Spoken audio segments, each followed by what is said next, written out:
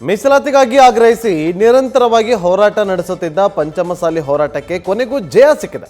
ಪಂಚಮಸಾಲಿ ಒಕ್ಕಲಿಗ ಹಾಗೂ ಲಿಂಗಾಯತ ಸಮುದಾಯಕ್ಕೆ ಮೀಸಲಾತಿ ನೀಡಲು ರಾಜ್ಯ ಸರ್ಕಾರ ಒಪ್ಪಿಗೆ ಸೂಚಿಸಿದೆ. 2ಎಗಾಗಿ ಹೋರಾಟ ನಡೆಸಿದ್ದ ಪಂಚಮಸಾಲಿ ಸಮುದಾಯಕ್ಕೆ 2C ಅಡಿ ಮೀಸಲಾತಿ ನೀಡಲಾಗಿದೆ.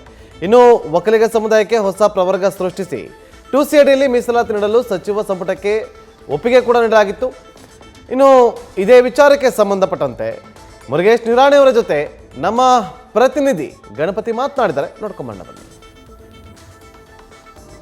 ಒಂದಷ್ಟು ಮೀಸಲಾತಿ ವಿಚಾರಕ್ಕೆ ಸಾಕಷ್ಟು ಚರ್ಚೆ ಆಗಿತ್ತು. ಪಂಚಮಸಾಲಿಯವರು 2A ಮೀಸಲಾತಿಯನ್ನು ಕೊಡಬೇಕು ಅಂದ್ಕೊಂಡಿದ್ರು. ಒಂದ್ ಕಡೆ ಒಕ್ಕಲಿಗರು ಕೂಡ ಮೀಸಲಾತಿಗೆ ಸಾಕಷ್ಟು ಪಟ್ಟು ಹಿಡಿದರು. ಇವತ್ತಿನ ಸಂಪುಟ ಸಭೆಯಲ್ಲಿ ಸಾಕಷ್ಟು ಒಂದು ಅಚ್ಚರಿ ನಿರ್ಧಾರವನ್ನ ಒಂದಷ್ಟು ಸರ್ಕಾರ ತೆಗೆದುಕೊಂಡಿದೆ. ಒಂದಷ್ಟು ವಿಚಾರನ ಸ್ವತಃ ಸಚಿವರ ಜೊತೆನೆ ತಿಳ್ಕೊಳ್ಳೋಣ. ಸರ್ ನಮಸ್ತೆ. ನಮ್ಮ ಜೊತೆ ಮುರುಗೇಶ್ ನಿರಾಣಿ ಅವರಿದ್ದಾರೆ. ಸರ್, ಇವತ್ತಿನ ಮೀಸಲಾತಿ ಪಂಚಮಸಾಲಿ ಸಮುದಾಯವರಿಗೆ ಈಗಾಗಲೇ 2D ಅಂತ ಕೊಟ್ಟಿದ್ದೀರಾ, ಜೊತೆಗೆ ಒಕ್ಕಲಿಗರಿಗೆ 2C ಅಂತ ಕೊಟ್ಟಿದ್ದೀರಾ. ಯಾಕೆ ಈ ಎರಡು ಹೊಸ ಪ್ರವರ್ಗವನ್ನು ಸೃಷ್ಟಿ ಮಾಡಿದ್ರಿ? Okay, it is very simple. ಇವತ್ತು ಈ ಹೋರಾಟ 4 ದಶಕಗಳ ಕಾಲದಿಂದ ನಡೀತಾ ಇತ್ತು, ಎಲ್ಲರಿಗೂ ಗೊತ್ತಿರುವಂಥದ್ದು. ವೀರಶೈವ ಲಿಂಗಾಯತ ಪಂಚಮಸಾಲಿ ಸಮಾಜ ಯಾವುದೇ ಜಾತಿ ಕಾಲದಲ್ಲಿ ಇರಲಿಲ್ಲ. ಅದರ ಹಿಂದೆ ಯಡಿಯೂರಪ್ಪನವರು ಅದಕ್ಕೊಂದು ಕ್ಯಾಬಿನೆಟ್ ಸಬ್ ಕಮಿಟಿ ಮಾಡಿ ಅದನ್ನು 3Bಗೆ ಸೇರಿಸುವಂಥ, ಜಾತಿ ಕಾಲದಲ್ಲಿ ಸೇರಿಸುವಂಥ ಪ್ರಯತ್ನವನ್ನು ಮಾಡಿದರು. ಅದೇ ಸಂದರ್ಭದಲ್ಲಿ ಅವರು 2Aಗೆ ತರಬೇಕನ್ನುವಂಥ ಪ್ರಯತ್ನ ಮಾಡಿದರು. ಅದು ಕೋರ್ಟಿನ ಸ್ಟೇ ಬಂದಿರೋದ್ರಿಂದ ಅಲ್ಲಿಂದ ಸ್ಟಾಪ್ ಆಯಿತು. ಮುಂದೆ ಬಂದಿರುವಂಥ ಕಾಂಗ್ರೆಸ್ ಗೌರ್ಮೆಂಟು ಮತ್ತು ಇನ್ನುಳಿದ ಯಾವುದೇ ಸರ್ಕಾರಗಳು ಇದನ್ನು 2A ಕೊಡುವಂಥ ಪ್ರಯತ್ನವನ್ನು ಮಾಡಲಿಲ್ಲ.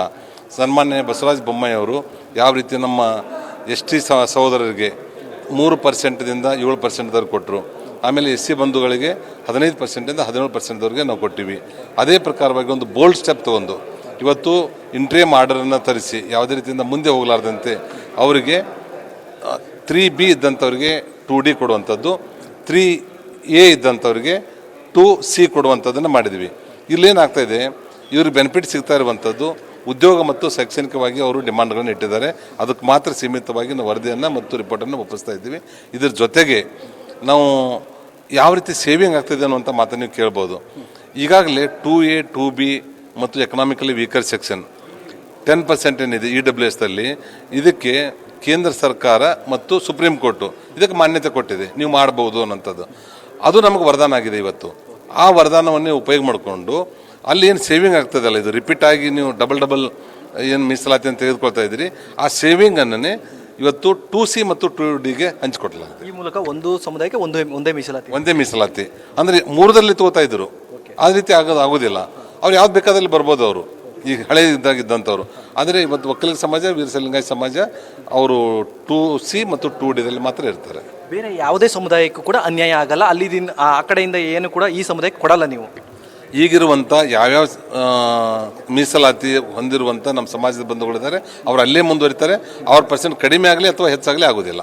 ಇದು ಒಟ್ಟಾರೆಯಾಗಿ ಯಾವಾಗ ಆ ಮೀಸಲಾತಿ ಅವರಿಗೆ ಸಿಗ್ಬೋದು ಅಂತ ಒಂದು ಡೆಡ್ಲೈನ್ ಏನಾದರೂ ಇದೆಯಾ ಸರ್? ಇಲ್ಲ, ನಾನು ಸಾಧ್ಯವಾದಷ್ಟು ಬೇಗನೆ ಕೊಡಬೇಕು ಅನ್ನುವಂಥ ಒಂದು ವಿನಂತಿಯನ್ನು ಸನ್ಮಾನ್ಯ ಮುಖ್ಯಮಂತ್ರಿಗಳು ಮತ್ತು ನಮ್ಮ ಕ್ಯಾಬಿನೆಟ್ ಮಾಡಿದೆ. ಅಂದಾಜು ಮಾರ್ಚ್ ಒಳಗಾಗಿ ಇದು ಫೈನಲ್ ರಿಪೋರ್ಟು ಮತ್ತು ಅಂತಿಮ ಪರ್ಸೆಂಟೇಜು ಯಾರ್ಯಾರಿಗೆ ಎಷ್ಟು % ಬರ್ತೈತೆ ಅನ್ನುವಂಥದ್ದು 2011ನೇ ಸೆನ್ಸಸ್ಸನ್ನು ಮುಂದಿಟ್ಟುಕೊಂಡು ಅವರಿಗೆ ಅಲಾಟ್ಮೆಂಟನ್ನು ಮಾಡುವಂಥದ್ದು ಮಾಡ್ತಾಯಿದ್ದೀವಿ. ಇನ್ನೊಂದು, ಇವತ್ತು ಏನು ವೀರಶೈವ ಲಿಂಗಾಯತ ಮತ್ತು ಪಂಚಮಸಾಲಿ ಸಮಾಜದ ಸಮಸ್ತ ರಾಜ್ಯದ ಜನರ ಪರವಾಗಿ ಮತ್ತು ಒಕ್ಕಲಿಗ ಬಂಧುಗಳ ಪರವಾಗಿ ಇದನ್ನು ಪ್ರಯತ್ನವನ್ನು ಮಾಡಿರುವಂಥ ಸನ್ಮಾನ್ಯ BS ಯಡಿಯೂರಪ್ಪನವರು, ಸನ್ಮಾನ್ಯ ಬಸವರಾಜ ಬೊಮ್ಮಾಯಿ ಸರ್ ಅವರು, ಲಾ ಮಿನಿಸ್ಟ್ರು R ಅಶೋಕ್ ಸರ್ ಅವರು, ಆಮೇಲೆ ಅಡ್ವೊಕೇಟ್ ಜನರಲ್ ಅವರು, ಹಿಂದುಳಿದ ಆಯೋಗದ ಜಯಪ್ರಕಾಶ್ ಹೆಗಡೆ ಸರ್ ಅವರು, ಮತ್ತು ಇದನ್ನು ಕೊಡಲಿಕ್ಕೆ ಪ್ರತ್ಯಕ್ಷ ಹಾಗೂ ಪರೋಕ್ಷವಾಗಿ ಸಹಾಯ ಸಹಕಾರ ಮಾಡಿರುವಂಥ ಎಲ್ಲರಿಗೂ ನಾನು ಸಮಾಜದ ವತಿಯಿಂದ ವಂದನೆ, ಅಭಿನಂದನೆಗಳನ್ನು ಮತ್ತು ಕೃತಜ್ಞತೆಗಳನ್ನು ಸಲ್ಲಿಸ್ತಾ ಇದ್ದೇನೆ. ಇವಿಷ್ಟು ಸಚಿವ ಮುರುಗೇಶ್ ನಿರಾಣಿಯವರ ಮಾತಾಗಿತ್ತು. ಈಗಿರುವಂತಹ ಒಂದು ಹೊಸ ವರ್ಗವನ್ನು ಅಂದರೆ 2C ಮತ್ತು 2Dಯನ್ನು ಹೊಸ ಪ್ರವರ್ಗವನ್ನು ನಾವು ಇವತ್ತು ಸೃಷ್ಟಿ ಮಾಡಿದ್ದೀವಿ. ಅಲ್ಲಿರುವಂಥ ಅಂದರೆ ಈ ಹಿಂದೆ ಇರುವಂತಹ 2A ಇರ್ಬೋದು ಅಥವಾ 3B ಇರ್ಬೋದು, ಅಲ್ಲಿರುವಂತಹ ಸಮುದಾಯಕ್ಕೆ ಯಾವುದೇ ಅನ್ಯಾಯ ಆಗಲ್ಲ. ಇವರನ್ನು ಹೊಸ ಸಮುದಾಯ ಅಂದರೆ ಹೊಸ ಪ್ರವರ್ಗ ಏನಿದೆಯಲ್ಲ ಅದನ್ನು ಸೃಷ್ಟಿ ಮಾಡಿ ಇಲ್ಲಿ ಹೊಸದಾಗಿ ಅವರಿಗೆ ಹಿಂದುಳಿದ, ಅತಿ ಹಿಂದುಳಿದ, ಅತ್ಯಂತ ಹಿಂದುಳಿದ ಇದರ ಆಧಾರದ ಮೇಲೆ ಅವರಿಗೆ ಶಿಕ್ಷಣವಾಗಿರ್ಬೋದು, ಜೊತೆಗೆ ಆರ್ಥಿಕವಾಗಿ, ಸಾಕಷ್ಟು ಶೈಕ್ಷಣಿಕವಾಗಿ ಅವರಿಗೆ ಸಹಾಯ ಮಾಡುವಂಥದ್ದು ಆಗುತ್ತೆ. ಈ ನಿಟ್ಟಿನಲ್ಲಿ ಎಲ್ಲ ಮಾಹಿತಿಗಳನ್ನು ಈಗಾಗಲೇ ಸಚಿವ ಮುರುಗೇಶ್ ನಿರಾಣಿಯವರು ಕೊಟ್ಟಿರುವಂಥದ್ದು. ಕ್ಯಾಮರಾಮನ್ ರಘು ಜೊತೆ Ganapati, news first, Belagavi. News first.